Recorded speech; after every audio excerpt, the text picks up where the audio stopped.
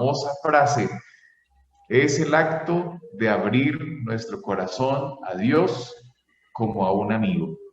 Ese es el concepto que da Elena de White, inspirada, por supuesto, para describir lo que es la oración. Abrir nuestro corazón a Dios como a un amigo. Y yo pienso que en los ejemplos que tomaremos hoy de la Biblia respecto a las mujeres que oraron, vamos a encontrar que ellas abrieron su corazón, lo abrieron de una manera muy especial. Le dijeron a Dios lo que sentían. Algunas de ellas se equivocaron, algunas de ellas intercedieron, tomaron los errores de sus hijos, otras cargaron con unas situaciones muy difíciles, pero lo hicieron con sinceridad y es uno de los elementos fundamentales cuando nos acercamos a un momento de oración.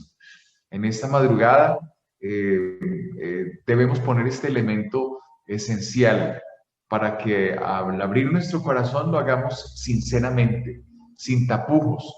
Si alguien tiene una situación con Dios, dígaselo. Señor, yo estoy enojado, Señor, estoy bravo, Señor, tengo esto.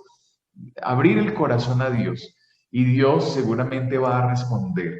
Ese mismo capítulo dice que ninguna cosa que de alguna manera afecte nuestra paz es tan pequeña que Él no la note. Por pequeña que sea tu situación, mi hermana querida que intercede por su hijo, mi hermano que acompaña a su esposa en este momento de oración, no piense que Dios no la va a tener en cuenta. Hay cosas que pensamos que, no, pero qué pena decírsela al Señor, eso tan pequeñito. Pero saben, Dios está allí listo y dispuesto para atender esa necesidad.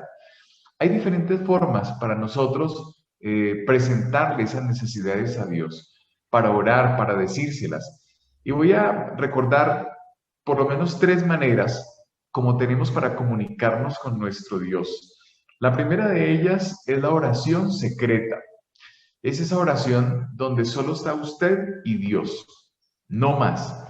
Es la oración donde Natanael, escondido debajo de la higuera, hacía, y era orar. Eso era lo que hacía, oraba al Señor.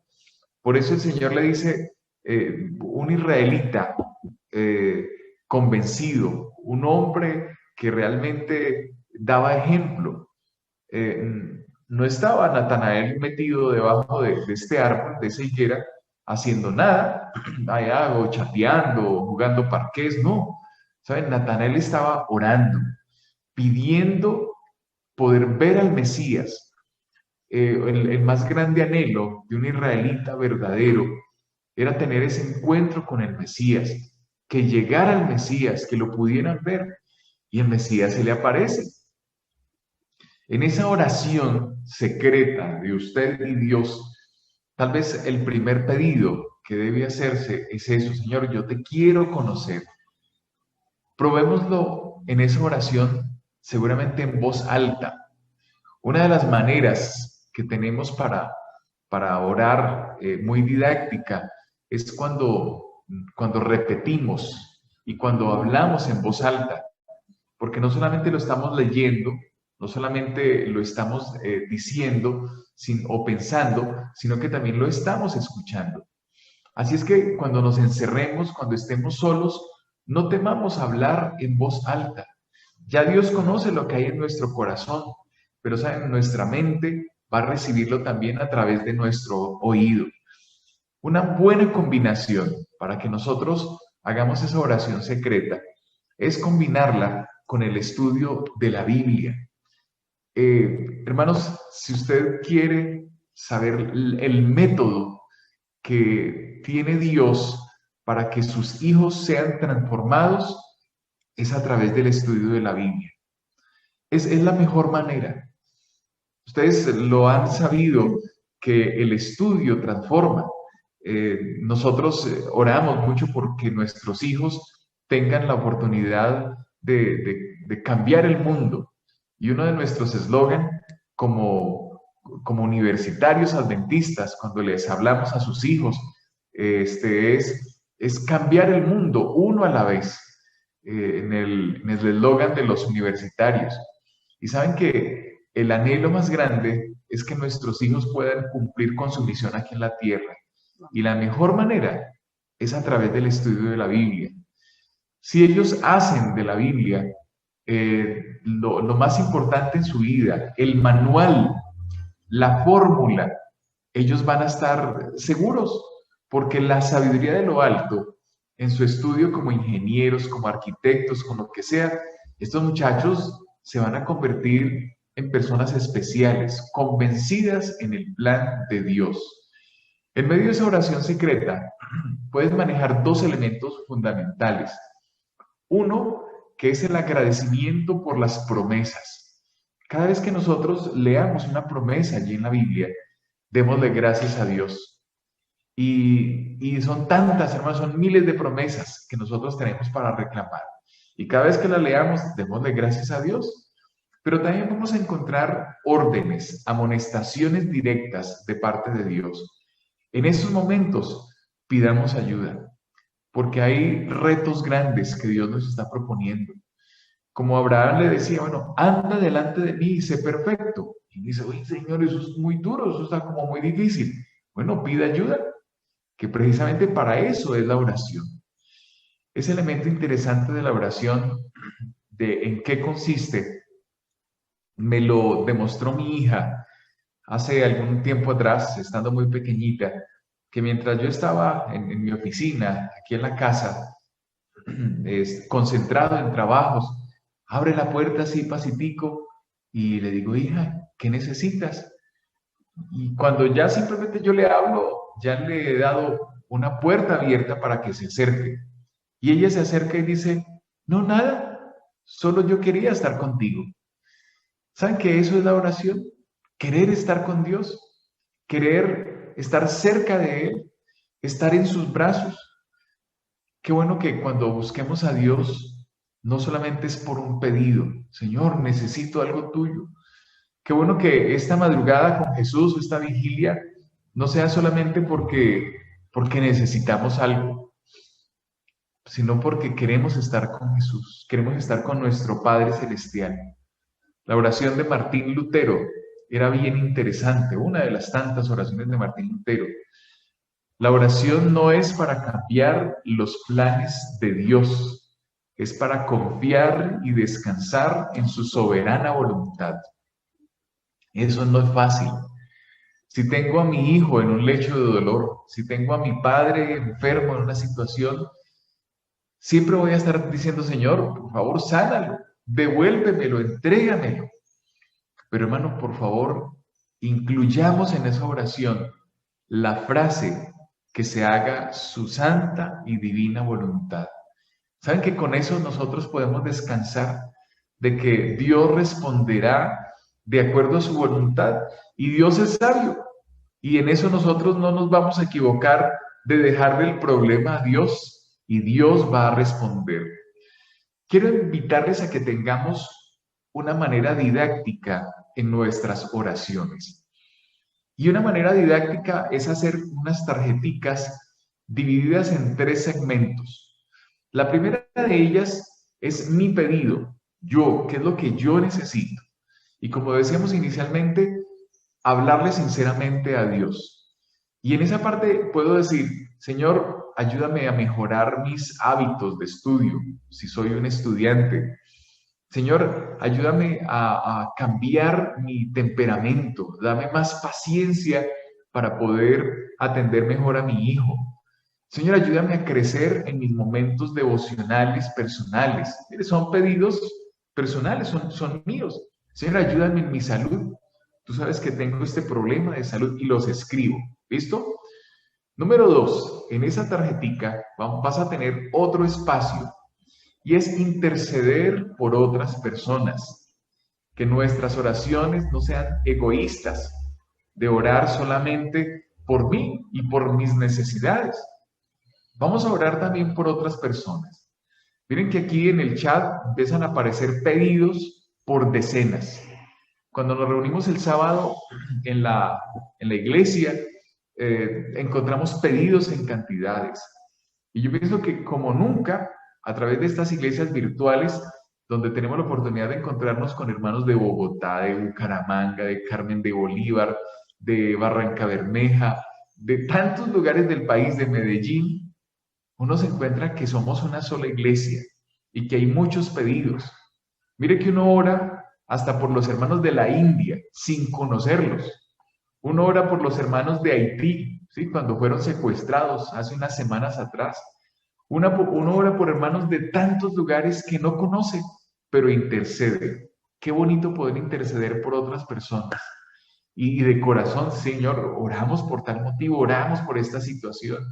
Orar por mi vecina, orar por mi hermano, orar por mi vecino, por una situación por la cual él está pasando, interceder. Entonces, número uno, mis necesidades. Número dos, interceder por otros. Pero en esa tarjetica, oremos también por las respuestas que Dios ya nos ha dado. Eso nos va a llevar a la convicción de que Dios sí responde, de que podemos creer en el poder de la oración. Dios respondió y dio el dinero para poder matricular a mis hijos a principio de año. Señor, gracias. Y voy a escribir y voy a responder por qué estoy agradeciendo. Señor, gracias por el programa misionero de mi iglesia, porque ha dado resultado y por las 20 preciosas almas que fueron bautizadas en la semana de oración anterior. Señor, gracias porque me diste trabajo y estoy feliz con mi trabajo. Señor, gracias porque respondiste la oración de acuerdo a la necesidad que estaba pidiendo.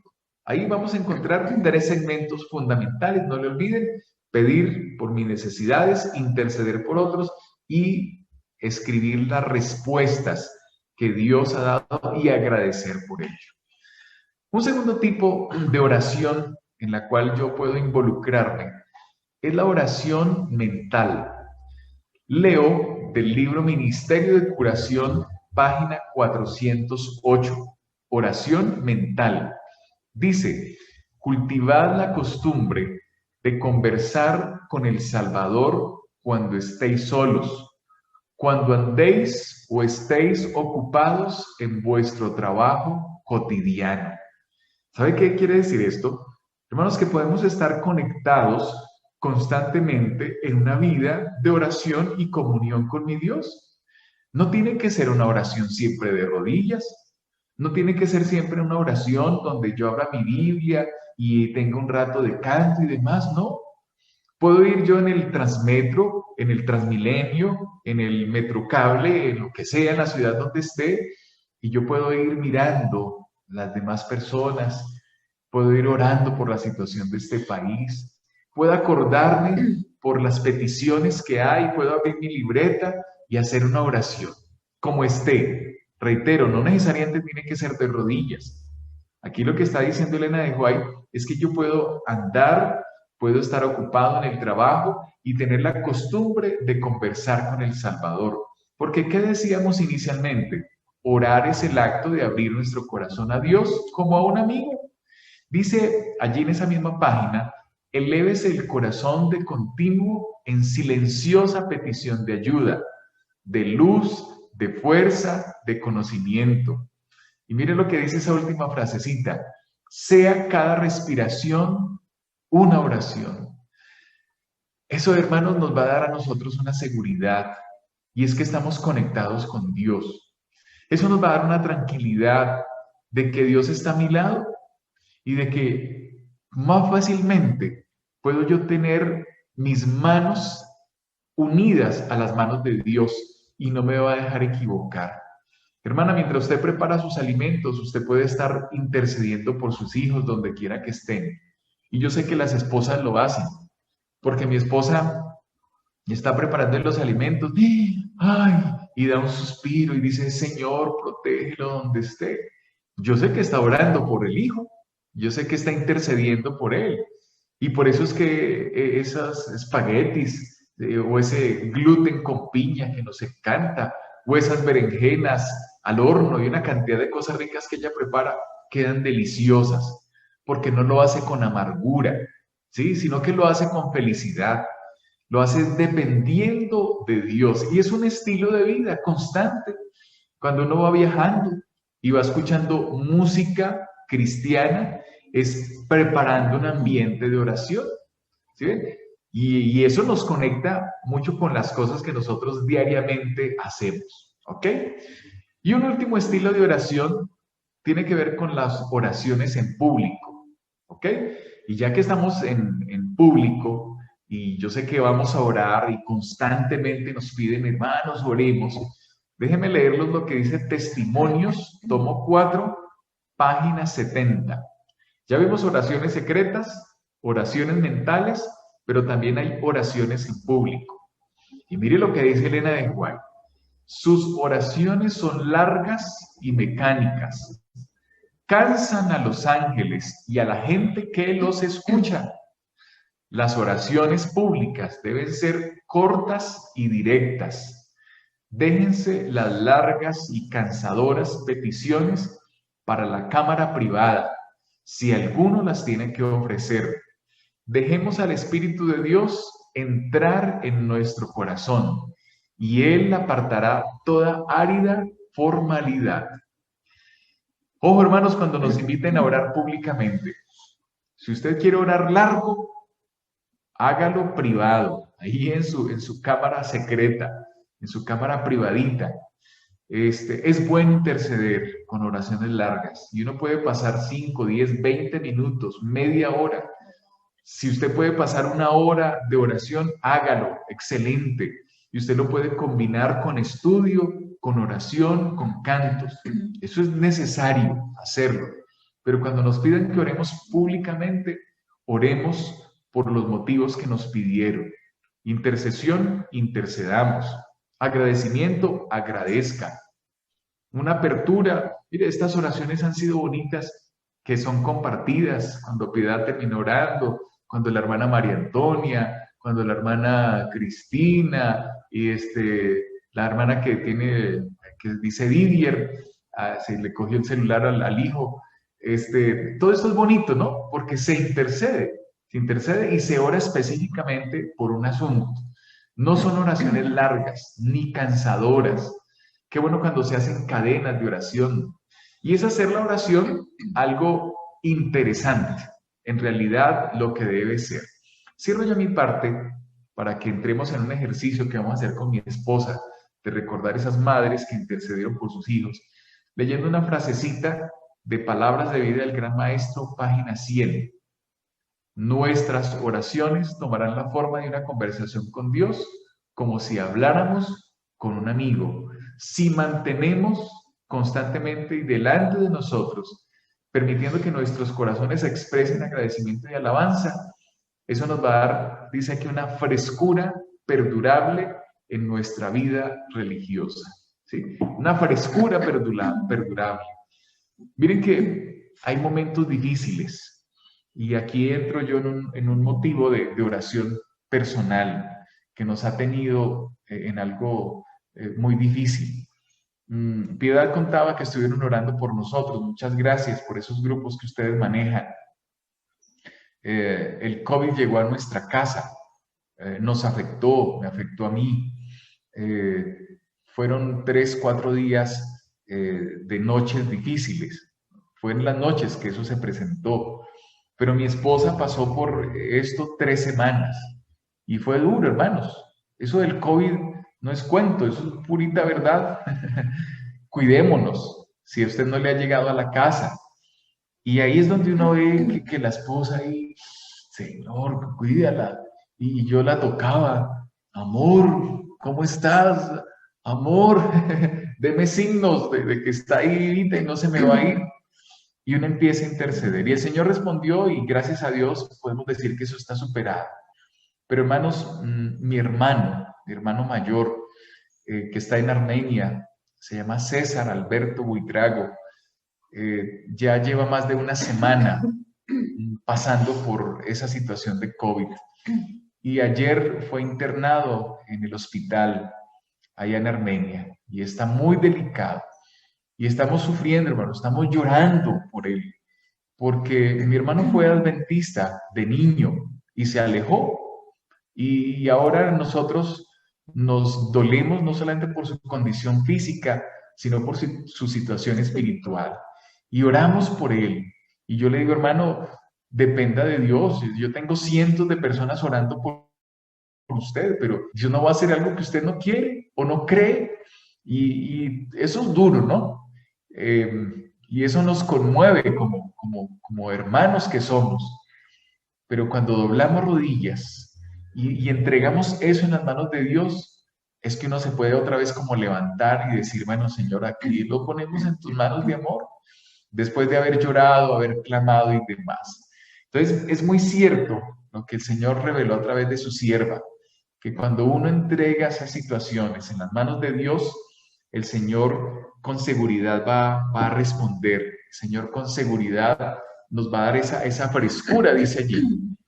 Así es que vamos a ver y vamos a recordar esas madres que oraron por sus hijos. Mi vida, hablemos de ellas. Así es, amor. Recordaremos sucesos importantes en la vida de cada una de ellas que las convirtieron en mujeres de oración. Vamos a empezar hablando de Sara. Todos conocemos la historia que está en Génesis 11:30, donde sabemos que no podía quedar embarazada, que no tenía hijos, y esto había causado un dolor en ambos, en su esposo y en ella. En el capítulo 15 de Génesis, cuando la palabra de Dios vino a Abraham, él contestó, pero ¿qué podrá darme, Señor, si no me has concedido un heredero? Se preguntaba él. Pero Dios le dice, mira las estrellas del cielo, porque así de vasta será tu descendencia. Sara esperó, ellos esperaron 15 largos años antes de que el Señor renovara esa promesa en ellos y 10 años más antes de que le cumpliera a ellos, a Sara, dándole un hijo a Isaac. Oró 10 años, amor, me parece muchísimo tiempo. Su fe nunca flaqueó. Eh, pero algo importante aquí dice que probablemente Sara, perdón, no hubiera ganado por esperar, porque incluso ella se rió cuando supo que estaba embarazada. Pero Dios nos ama profundamente y las promesas de Dios no dependieron del nivel de fe de Sara. Dios cumplió con sus promesas de acuerdo al plan que Dios tenía para Abraham y para ella. Dice que Dios me hizo reír. Todos los que se enteren de lo que sucedió se reirán conmigo. ¿Quién le hubiera dicho a Abraham que Sara amamantaría a un bebé? Sin embargo, le he dado a Abraham un hijo en su vejez, dice el versículo 5 y 7. ¿Podemos imaginar tanto tiempo para recibir una bendición? Sí. Conozco de personas que han orado por muchísimos años por su hijo, por la conversión de su esposo, y su fe no ha flaqueado. Pero también conozco de otras personas que han orado por mucho tiempo y dejaron de hacerlo, desfallecieron. Así que en este momento, la historia de Sara nos impulsa y nos anima a ser fortalecidos en que no debemos flaquear, que nuestra fe cada día debe ser más fuerte y debemos fortalecernos en el Señor para seguir orando por nuestros hijos, nuestros esposos, nuestros familiares que no se han convertido. Tal vez hay en este grupo una hermana que lleva orando años por la conversión de su esposo. Tal vez llevas muchos años orando por que ese hijo vuelva. Hermano, no te desanimes. Dios te está viendo. Dios conoce esa necesidad. Y el ejemplo de Sara es algo muy claro y evidente de cómo Dios responde en su tiempo y en su momento. Y un elemento fundamental, hermana, tú que estás orando por la conversión de tu esposo, no es que le des doctrina todos los días y gallina y conviértase pagano, usted es un zángano y tal. No, no, hermano, no haga eso.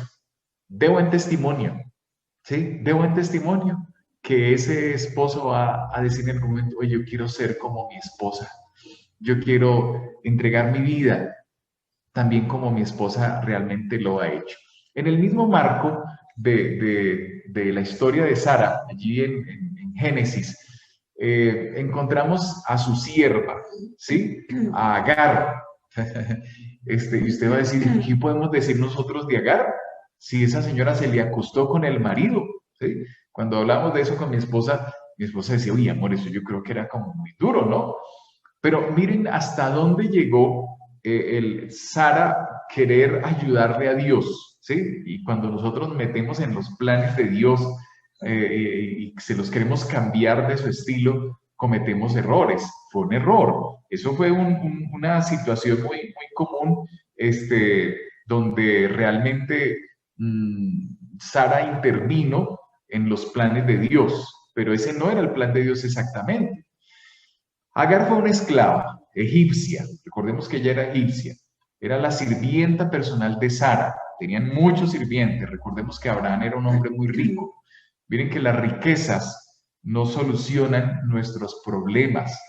Abraham y Sara tenían un vacío muy grande, y es que no tenían un hijo. Esta mujer, que no dependía de sí misma, en realidad, le dio a Sara una alegría. Entre comillas, la alegría era de darle un hijo, ¿sí? Pero la convirtió en esposa de Abraham de alguna manera, porque si iba a tener un hijo es porque iba a darle la oportunidad de estar con su esposo. Aunque después de que cuando ya Agar queda embarazada, ya Sara siente celos, maltrata a Agar, pero Agar tuvo que partir hacia su tierra natal. Y allí en el camino, ustedes recuerdan la historia en Génesis 21, dice que se encuentra con el ángel de Dios, ¿sí? El mismo ángel de Dios se aparece y le dice, mira, Agar, no te preocupes, que yo estaré contigo, ha sido la promesa de Dios. Ese hijo no se va a morir. Ismael será también el padre de una gran descendencia, una numerosa descendencia. Ustedes recuerdan que de allí aparecen las dos grandes naciones rivales, ¿sí? De las cuales todavía hay una terrible rivalidad entre los israelitas y los ismaelitas. De ahí viene esta situación de un hijo de una sierva y del hijo de la señora de la casa. Ellos fueron enviados al desierto por Abraham. Y mire, qué pena, pero ya no los podemos tener más aquí en casa, aunque tenía todos los derechos porque era hijo legítimo de Abraham. Y por eso Dios le dijo, mire, mándelo para que no haya problemas aquí en casa, pero sepa que yo voy a proteger a esa señora y a ese muchacho. Y dice el versículo 20 de Génesis 21, que Dios estaba con el muchacho, que creció, que habitó en el desierto y se hizo arquero. No es que hubiera entrado a un equipo de fútbol, arquero era de arco, se hizo cazador. Y Agar pensó que había escapado finalmente de momentos de miseria, pero Dios le pidió que regresara y ella obedeció y Dios la bendijo a ella y grandemente bendijo también a Ismael. Vemos en Agar una mujer que se sostuvo, que pasó por un momento angustioso cuando se acabó el agua y estando allí debajo de un arbolito, dejó a su hijo y se alejó para no verlo morir. Tremenda situación la de esa mamá, ¿no? Ver a su hijo agonizante, pero allí es donde Dios interviene, porque ella clama al Dios de Israel, Dios que había conocido en la casa de Abraham. Una madre que ora por sus hijos es una madre que también obtiene respuesta. Amén, así es. La historia de Rebeca nos muestra una mujer de fe. Recordemos que ella le obedeció a Dios cuando los sirvientes de Israel le contaron sobre el hombre que quería casarse con ella.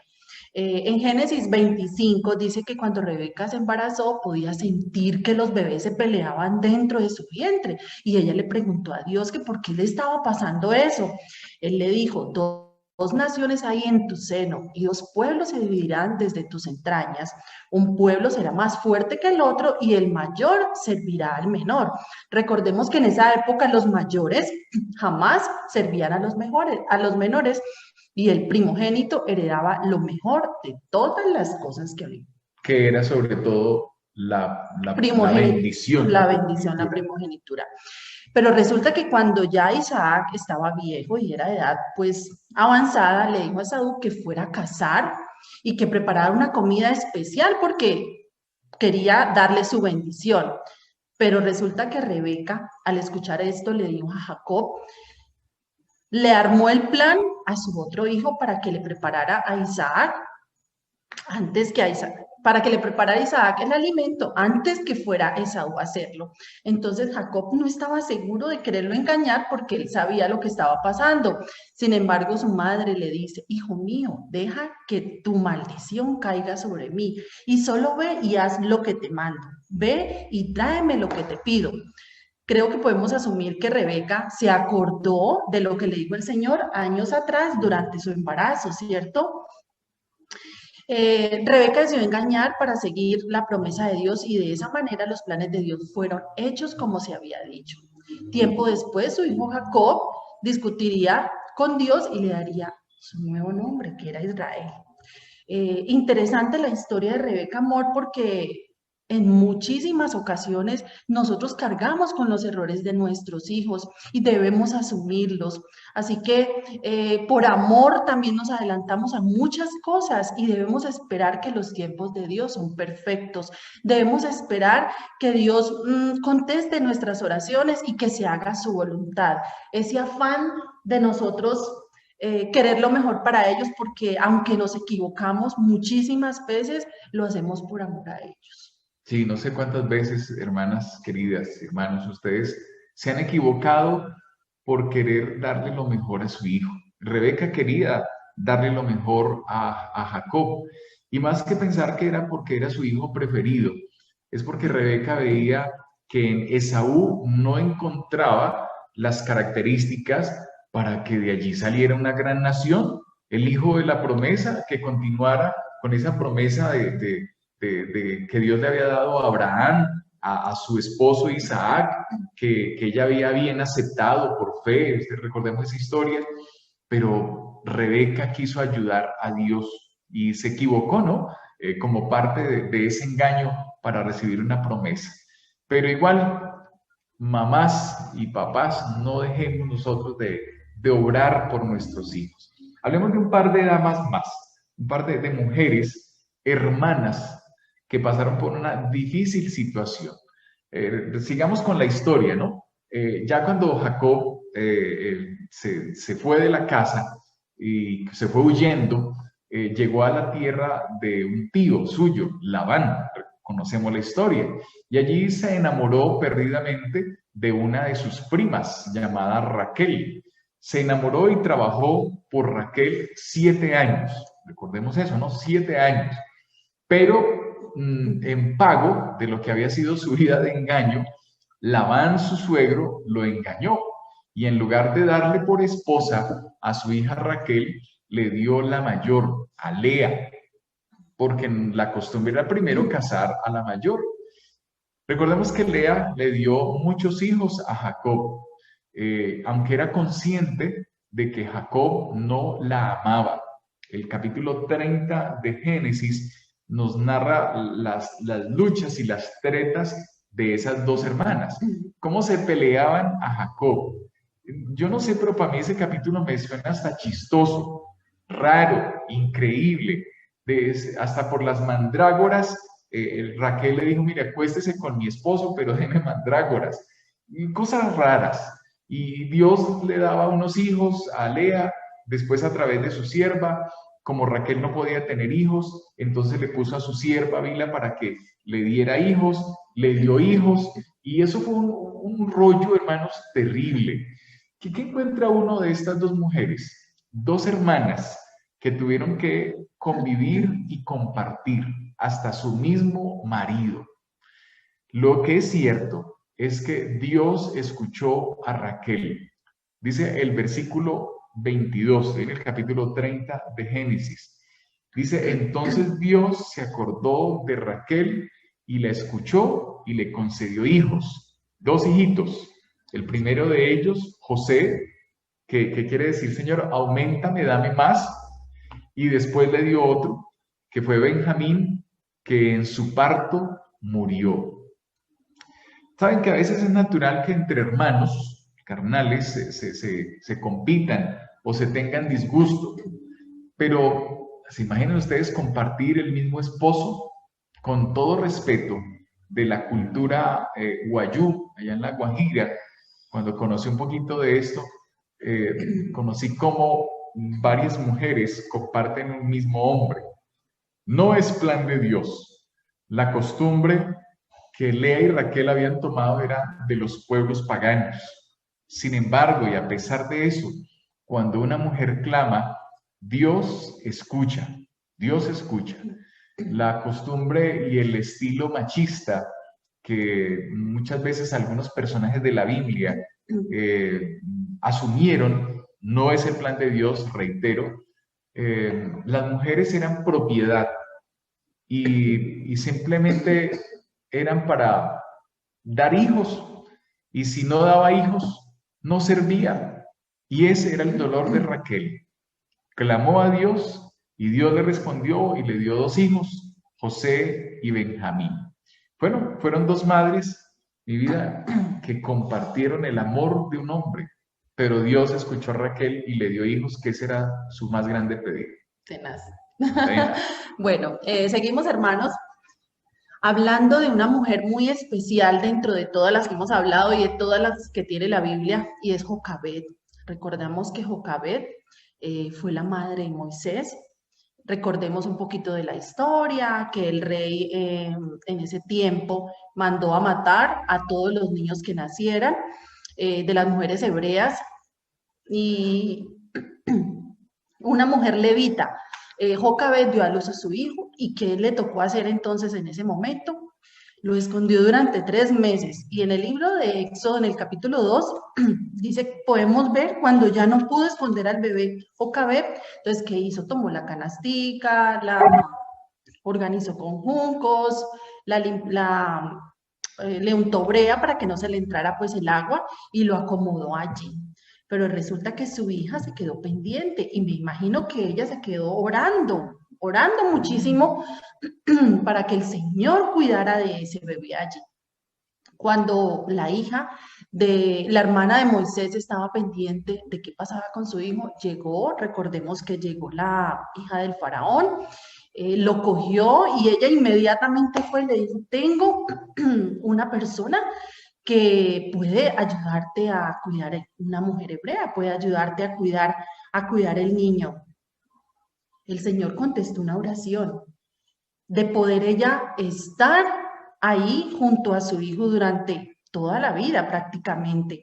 En el libro La Educación, en la página 61, habla de Jocabed como la mujer, como la maestra de Moisés.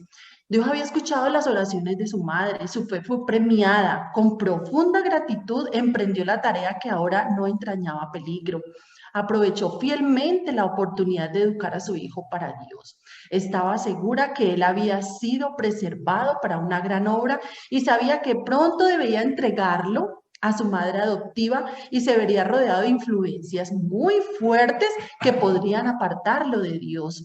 Todo esto lo hizo más diligente y cuidadosa en la instrucción que en la de sus otros hijos. Trató de inculcarle la reverencia a Dios, el amor a la verdad y la justicia. Oró fervorosamente para que fuese preservado de toda influencia corruptora. Le mostró la sensatez y el pecado de la idolatría, y desde muy temprana edad le enseñó a postrarse a Dios y orar a ese Dios viviente, al único que podía oírlo y ayudarlo en toda la situación que se presentara. Queridos hermanos, lo importante es que nosotros podamos inculcarle en nuestros hijos una buena educación, ese temor a Dios, ese respeto por las cosas sagradas. Más adelante, si por alguna cosa, situaciones difíciles en la vida, como pasó Moisés, podría de pronto o pueden de pronto alejarse de Dios, Él siempre está ahí atento a traerlos nuevamente. Orar por nuestros hijos nunca será en vano. Dios siempre está atento a nuestro clamor. Él escuchó desde un principio la plegaria porque el Señor cuidara de Moisés en ese momento y le dio la oportunidad de poder estar con él, de criarlo y de que fuera un buen hombre. Es que era una situación muy terrible saber que su hijo estaba amenazado de muerte, porque esa era la orden del faraón, matar a todos los niños.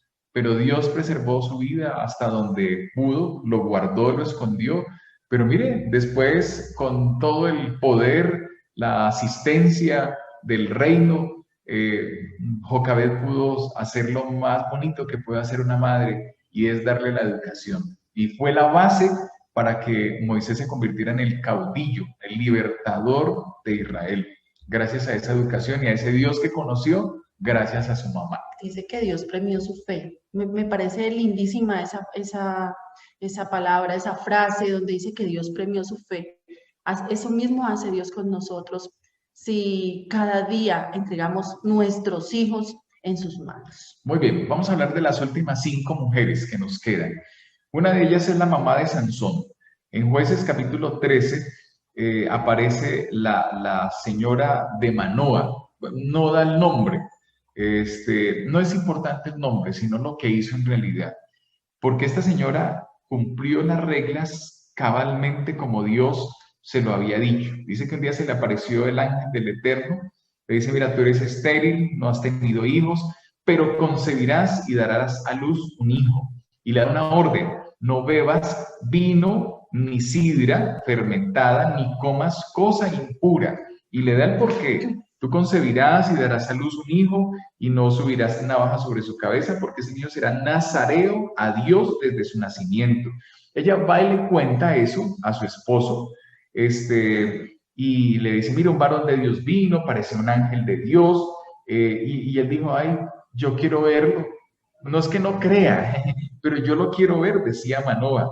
Y entonces dice que se le apareció nuevamente otra vez a la esposa. Aquí uno dice que el duro, el personaje principal después de Sansón, era Manoa, pero yo pienso que es la señora, porque el ángel siempre se le apareció a la esposa, y siempre le apareció a ella. Y estando ella en el campo, bueno, se le aparece, y entonces ella va rápidamente, dice, venga, mijo, apúrele, córrale, que se apareció otra vez el varón de Dios. Y entonces Manoa va rapidito, y va al campo, y le dice, ¿eres tú el que le habla? Sí, soy yo, soy yo. Y entonces Manoa le dice, bueno, cuando esto se cumpla, ¿qué norma de conducta tendrá que seguir el niño? Y él le dice, yo ya le dije a ella, ya le dije qué es lo que tenía que hacer. Tu esposa va a guardar todo lo que le dije, no va a comer nada que proceda de la vid, no va a beber vino, nada fermentado, ni cosa impura. Mira, aquí hay unos principios de salud muy importantes, padres, que nuestros hijos no van a ser mejores que nosotros. Si yo no quiero que mi hijo coma chucherías, que esté comiendo cosas impuras, cosa que un cristiano no debe estar comiendo, yo no las debo comer, ¿ok? Ni como madre teniendo en el vientre un hijito, ni después de que ya esté grande, para nada. Y entonces, Manoa le dice, bueno, te ruego que nos permitas prepararte una comidita. No, señores, yo, aunque usted me la prepare, yo no lo voy a comer. Esto es terrenal. Y ya, ¿y este ser viene de dónde? Entonces, del cielo. Pero dice que ofreciera un holocausto. El ángel se va y Manoa no lo vuelve a ver. Y entonces dice, hemos visto al mismo Dios. Vamos a morir, vamos a morir. Manoa era un hombre de Dios también. Pero la esposa le dice algo muy cierto. Dice, mire, si el Señor nos hubiera querido matar, no habría aceptado el holocausto, ni el presente, ni nos habría mostrado todas estas cosas, ni nos hubiera anunciado todo lo que dijo. Así es que cálmese, mi hijo. Fue ella la que calmó al esposo. Imagínense, no él a ella, sino ella a él. Lo calmó y le dijo, mire, tranquilícese, que esto es un plan de Dios. Y así dice que la mujer tuvo un hijo, lo llamó Sansón, creció, el Señor lo bendijo, y la esposa de Manoa hizo fielmente lo que tenía que hacer. Se cuidó a él, cuidó a su hijo, hasta que el muchacho estuvo grandecito y ya hizo su voluntad. La esposa de Manoa es un fiel ejemplo de cómo las madres que interceden por sus hijos también deben seguir las reglas. Así es. Bueno, el siguiente personaje es muy interesante porque se llama Noemí. Noemí, la suegra que compartió su fe. ¿Qué tal de suegra, amor? ¿Qué tal tú de suegra? bien, muy bien. Me siento bendecida con la suegra que tengo, Amén, más le porque vale. es una mujer de oración, porque me quiere mucho y también porque está lejos. Pues sí, amén. La mía está más lejos todavía, por eso yo tengo una muy buena suegra. Bueno, recordemos un poquito sobre la historia de Noemí, su familia que escaparon de Moab, su tierra natal, por causa pues de la hambruna que había en esa tierra. Su esposo murió, quedaron sus dos hijos. Perdón, su esposo murió y sus dos hijos se casaron con dos mujeres moabitas. Una se llamaba Orfa y la otra Ruth. 10 años más tarde murieron sus dos hijos y quedaron sus dos esposas. Así que le digo a las nueras que ellas podían regresar a sus hogares, encontrar nuevos esposos, pero antes de irse lloraron inconsolablemente. Orfa se fue, pero quedó Ruth, que se negó a dejar sola a Noemí. Ella dijo, no insistas que te deje o que deje de seguirte porque a donde tú vayas iré yo. A donde tú mueres, moraré yo. Tu pueblo será mi pueblo y tu Dios será mi Dios. Donde tú mueras, allí moriré y allí seré sepultada. Así haga el Señor conmigo y aún peor, si algo excepto la muerte nos separa. Ruth aprendió de la fe de Noemí durante los tiempos difíciles y amargos. Creo que la muerte de su esposo terrible y la muerte de sus dos hijos, incomparable ese dolor que ella sintió. Nuevamente, recordemos que Ruth se casó con Boaz, quien convirtió en el nuevo esposo de Ruth. El Señor lo bendijo y una vez le dio un nuevo hijo cuando se casó. Por lo que las mujeres de la tierra de Noemí le dijeron, alabado sea el Señor que te ha dado ahora un redentor para tu familia, que este niño sea famoso en Israel. En el capítulo 15 dice que Él restaure tu juventud y cuide tu vejez, pues es el hijo de tu nuera que te ama y que te ha tratado mejor que 7 hijos. Noemí tiene nuevamente un hijo y le pusieron por nombre Obed. Obed. Muy bien, él llegó a ser el padre de Isaí y abuelo de David. Ese amor de Ruth por esa nuera es ejemplar, por esa suegra es ejemplar. Pienso que esa oración de Noemí por ella también, en el sufrimiento, viéndola sufrir por la muerte de su esposo, pero el Señor los bendijo, el Señor multiplicó sus vidas cada día El testimonio de una de ella. suegra se ganó a su nuera. Y este ejemplo, hermanas queridas y hermanos también, es un ejemplo de las buenas relaciones que deben haber entre las familias políticas, ¿sí? Debemos amar a nuestras suegras. Suegras, hay que amar a las buenas Nueras. nueras, ¿sí? Y interceder por ellas, por esas familias. Es un símbolo de la unidad que debe haber entre familias. Y yo sé que muchos también han sido ganados gracias al testimonio de esas buenas suegras. Muy bien, la antepenúltima mamá que oró y que intercedió, estamos hablando de Ana. Ana fue una madre que guardó su promesa. Ustedes recordarán que Ana estaba casada con un hombre que la amaba, el Cana, pero también tenía otra esposa. ¿Sí ven? Otra vez un ejemplo de cómo el pueblo de Israel tomaba actitudes de los pueblos paganos. No era el plan de Dios. Esa otra esposa se llamaba Penina y molestaba y provocaba a Ana, porque ella sí tenía hijos. Y entonces le pregunta por ahí en el versículo 8, después de que Ana lloraba, y Señor, si yo no tengo hijos, nada soy, de nada sirve. Y el Cana le dice algo, pero mija, ¿usted por qué está tan afligida? ¿Por qué llora tanto? ¿Y por qué no come? ¿No te soy yo mejor que 10 hijos? Y de una vez salta al versículo 9 y no dice qué le respondió Ana. Yo creo que Ana le dijo, pues no, usted no es mejor que 10 hijos, yo quiero un hijo. Y entonces dice que Ana, después de haber comido, va al templo y ahí el sacerdote Elí la ve clamando, orando, y su oración dice que era en voz, no se escuchaba, pero sí movía los labios. Y ella decía, Señor, si tú me das un hijo, yo lo voy a dedicar todos los días de la vida y no va a pasar navaja sobre su cabeza. Elí se le acerca, recuerda, le dice, mujer, usted está borracha, ¿qué le pasa? Digiere tu vino. Entonces, respete, usted está en el templo, ¿qué hace aquí borracha? Y ella le dice, mire, mi señor, yo no estoy borracha. Yo en realidad lo que estoy haciendo es clamando. Eso es la verdadera oración. Mire, abrir el corazón y decirle, Señor, estoy en esta necesidad. Pero él le dice, mire, ve en paz y el Dios de Israel te otorgue el pedido que has hecho. Ella regresa otra vez a casa, adoran al Señor junto con el Cana se llega a su esposa, dice el versículo 19, y después de un tiempo nace el hermoso Samuelito, el gran profeta de Israel. Y lo llamó así porque dice, lo pedí al Eterno. Pero aquí viene lo duro, y es que Ana había prometido que cuando el niño fuera destetado, lo llevaría para siempre y lo dejaría en el templo. El Cana, por supuesto, estuvo de acuerdo y después de que ya había sido destetado, pues estamos hablando de los 7 años más o menos, Samuel fue llevado al templo y fue entregado al sacerdote Elí. Y allí Ana hace una oración muy bonita en cumplimiento a su promesa. Le dice, mi corazón se regocija, capítulo 2, en el Eterno, mi poder se exalta en el Señor, mi boca se ensanchó sobre mis enemigos por cuanto me alegré en tu salvación. Yo les invito a que se lean todo el capítulo, la oración de Ana. Ella reconoce lo grande y majestuoso que es el Señor, que cumple sus promesas y por ende ella también cumplió una promesa. Amén, así es. Bueno, Elizabeth la encontramos como la madre que creyó en milagros. Ella estuvo casada con un sacerdote llamado Zacarías.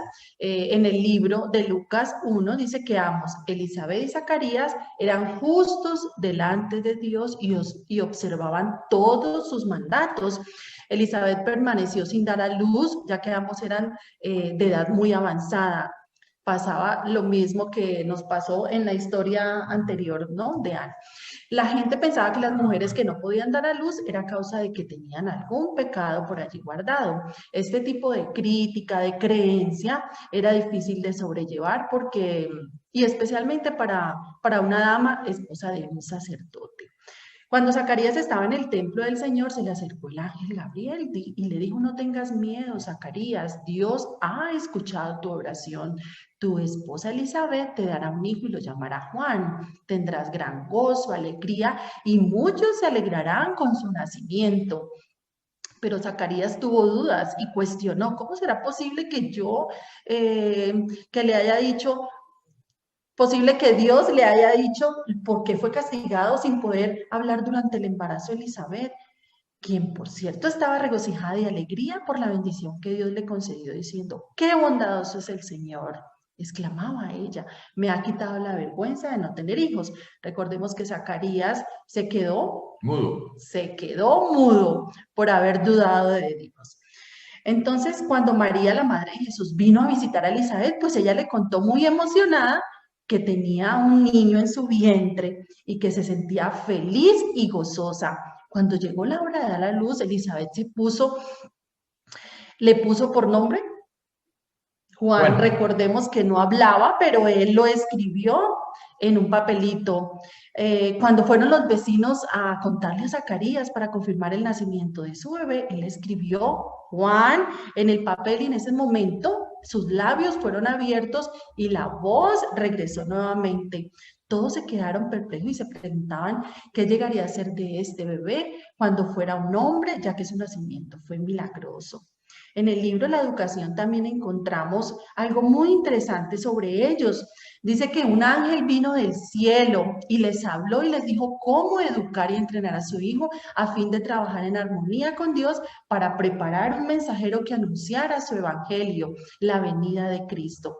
Ellos debían cooperar, dice, como padres debían cooperar fielmente con Dios para desarrollar tal carácter en Juan que lo capacitara para ser un obrero competente en la parte que Dios le había asignado. Juan era el hijo de la vejez, el niño del milagro, y los padres podrían haber razonado que el Señor tenía una obra especial para él y que Dios tenía algo maravilloso para sus vidas. Cuando hablamos de que un ángel vino del cielo y les enseñó cómo educar a sus hijos, eso mismo tenemos que hacer nosotros, orar a nuestro Dios si apenas va a crecer, si apenas lo tengo en mi vientre, si ya nació, sencillamente, Señor, ¿cómo educarlo? Señor, ¿cómo hacer que mi hijo te alabe, te honre y crezca para tu honra y para tu gloria? Juan el Bautista nació de el resultado de ese milagro y llegó a ser el hombre con unas características que el mismo Jesús dijo, como ningún otro pisó la tierra, y vino y preparó el camino del Señor.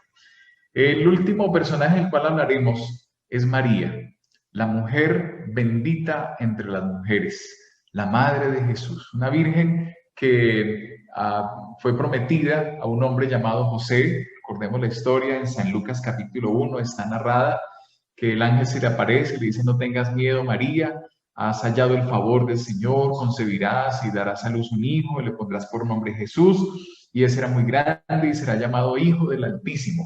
Y lo que reconocemos de María es su aceptación. Nunca se negó, creyó en las promesas de Dios que serían cumplidas para él. Y un ángel también visita, por supuesto, a José, le ratifica, le apacigua las dudas, le dice: mire, no se preocupe, ese embarazo de María es un acto milagroso, viene en concepción por el Espíritu Santo. Y José entonces también obedece, buen esposo, toma a su esposa María, no consume el matrimonio, no fue consumado ese matrimonio hasta que después de que ella diera a luz. Viajaron a Belén, recordemos que van a un censo, que nace en un lugar supremamente humilde, un pesebre, pero todas esas cositas María las fue atesorando en su corazón. María cuidó a ese bebé, crió a Jesús, hizo el trabajo que le correspondía a una mujer israelita. El poder del Espíritu Santo obró a través de María para que Jesús recibiera la mejor educación. Recordemos que José murió, María quedó viuda, y el mismo Jesús se interesó en que María obtuviera un resguardo, que estuviera bien preocupados por ella, y se le encarga a su discípulo Juan.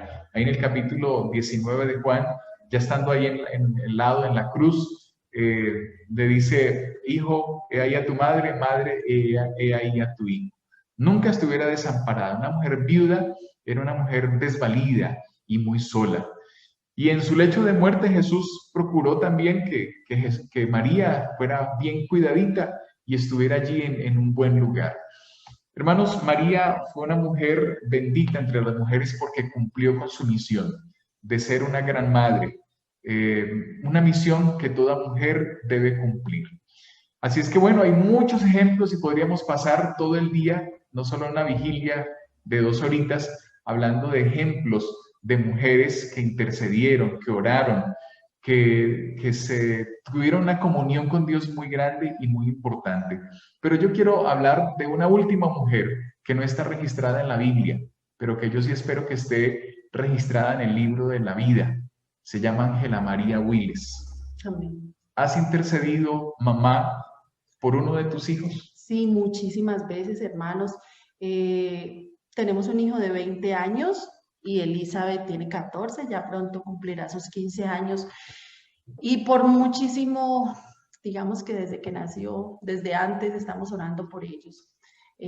Nuestro hijo el año pasado, antepasado, se fue para Argentina a estudiar fisioterapia, pero resulta que el año pasado, perdón, este año ya tocaba el momento de irse a estudiar. Nosotros no queríamos que se fuera. Pablo Esteban estaba viviendo una situación muy difícil con una amiguita que tenía allá. Teníamos muchísimo miedo. ¿Y qué nos pusimos a hacer? A oraremos, Señor, y rogábamos y suplicábamos al cielo para que nos mostrara a nosotros qué hacer y que le mostrara al Señor: por favor, no queremos que nuestro hijo se vaya, tememos por lo que pueda pasar allá. Lo veíamos a él desenfocado, fuera de base, en otro mundo. Entonces, bueno, y a raíz de esta pandemia, pues la educación era virtual, entonces él podía quedarse, pero él estaba decidido a que se tenía que ir, que se tenía que ir, que se tenía que ir. Nosotros, bueno, Señor, dejamos en tus manos, mi suegra oraba, la familia oraba, Señor, muéstrale a Pablito qué hacer, porque cuando nosotros le decimos a nuestros hijos, ellos siempre piensan, o bueno, hablo de la edad en que están ellos, de que lo que queremos es por mal, es decir, pero mamá, ¿por qué ustedes siempre están pensando lo malo, pero tal cosa y tal otra? No, hijo, siempre queremos el bien para ti. Entonces dijimos, no le vamos a decir, no vamos a decir nosotros qué hacer, vamos a dejar que el Señor obre en esta situación. Y así fue orando y orando, cuando ya se fue acercando el tiempo del viajar, y él hacía planes, me voy, tal cosa, y la maleta, y una cosa y la otra, cuando de repente lo llamaron de la universidad y le dijeron, Pablito, no, pues hay problemas para poder entrar al país, mira que solo están entrando a Argentina los que son ciudadanos y los que tienen, sí, los que tienen papeles pues para estar allí o han hecho permisos de trabajo, permisos de estudio. Pero resulta que el año pasado, por estar Pablo Esteban en cuarentena, pues no pudo hacer, ellos tienen que hacer 4 visitas al consulado y solamente hizo una. Ellos cerraron el consulado, así que no pudo. Pero no, esto no fue problema mío, eso fue problema de ellos. Bueno, la ley es la ley, hay que obedecerla. Entonces le dijeron, bueno, Pablito, no podemos recibirte acá, tendrás que estudiar nuevamente virtual, y bueno, fisioterapia virtual, decíamos nosotros, imagínate todo lo que implica, porque realmente desde el primer semestre él está en terapias, en laboratorios.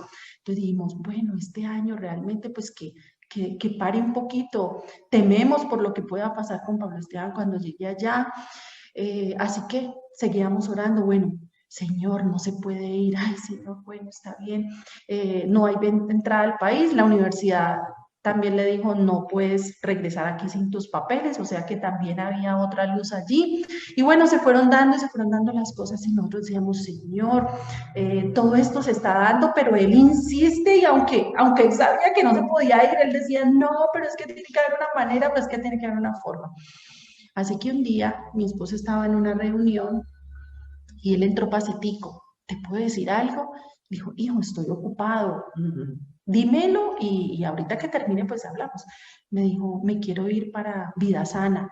Entonces, ¿en serio? Mi esposo abrió los ojos grandotes y entonces nosotros, cuando cerró yo lo escuché, yo, ay Señor, porque lo que le pedíamos a él era que él mismo tomara una decisión, que le mostrara en su corazón qué hacer, porque si uno les dice qué hacer, ellos no, y si uno lleva a un hijo a un lugar así, donde es vida sana y bueno, un estilo de vida diferente, él va a decir, no, es que me obligaron, es que vengo aquí, no se cumple realmente el propósito que Dios quiere para él. Así que terminó la reunión, nos sentamos y entonces dijo, papá, quiero ir a un Vida Sana, no me voy a ir para Argentina, quiero irme de voluntario, voy a ayudar en terapias, él toca piano, toca guitarra, bueno, entonces el Vida Sana es musical, está en Cali, es de un hermano pues de la iglesia, y entonces dijo, no, yo me quiero ir para allá, quiero estar allá, quiero dedicar mis talentos a Dios. Nosotros lloramos, nos pusimos muy felices porque la decisión la estaba tomando él. A raíz de eso han pasado ciertas cosas, hermanos, nuestros hijos caen y vuelven y se levantan.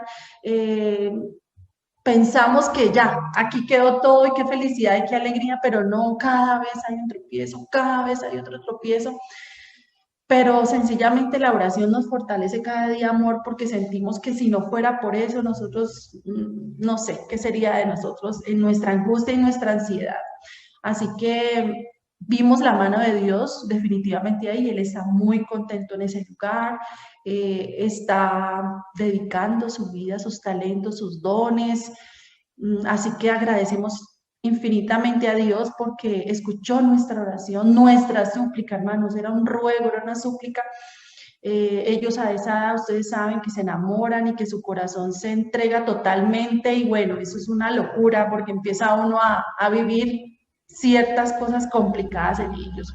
Sin embargo, está bien, gracias a Dios, y seguimos orando por él. Ellos caen y se levantan, caen y se levantan, caen y se levantan, pero lo importante es que así como Dios tiene ese amor para nosotros y nos perdona, a veces somos duros. Esta semana le pasó una situación muy difícil A él y a nosotros llorábamos demasiado y pues tantas cosas. Y mi suegra decía, por favor, prolóngale la misericordia a él. Mira que Dios así nos perdona a nosotros. Él tiene compasión de nosotros. Haz lo mismo con tu hijo. Y es verdad. Así como Dios tiene compasión de nosotros, perdona nuestras faltas, debemos hacerlo con nuestros hijos con firmeza, ¿no? Con dureza, pero con ese amor que Dios pone en nuestro corazón. La historia no ha terminado, pero puedo decirle aquí entre nosotros 152 que hace 8 días ya lleva soltero, habiendo terminado con esa niña por la cual nosotros estábamos orando que esa relación no se diera. Uno sufre por esas cosas, hermano, por las relaciones sentimentales de los hijos, pero por pequeño que parezca el caso, pongámoslo en las manos de Dios porque yo sé que trasciende. Amén. Hermana Didier, gracias. Hermana María Antonia, gracias por este ministerio. Les felicito de corazón. Y estamos aquí para apoyarles y nos unimos también en la oración que ustedes hacen hoy. Gracias por la oportunidad de compartir nuestro testimonio de vida, por compartir estas enseñanzas de la Biblia. Y hermanos, hay muchos ejemplos en los cuales encontramos que Dios responde cuando nosotros clamamos de corazón y con fe, como lo hacen las madres que en la Biblia quedaron registrados sus casos.